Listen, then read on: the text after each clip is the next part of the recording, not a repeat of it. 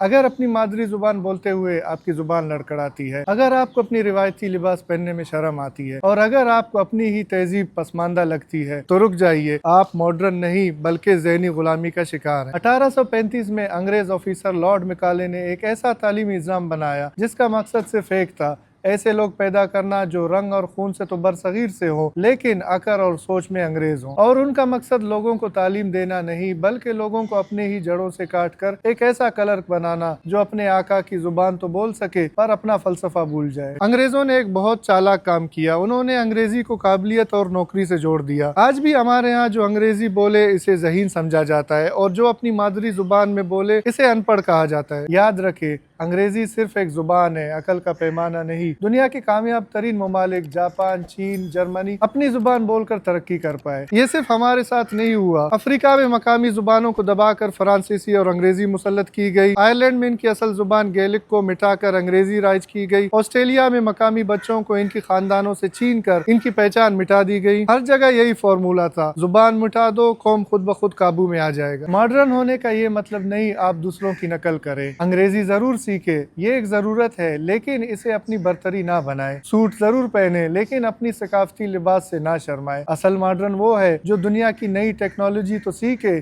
لیکن اپنی جڑوں کو اور اپنی پہچان کو نہ بھولے۔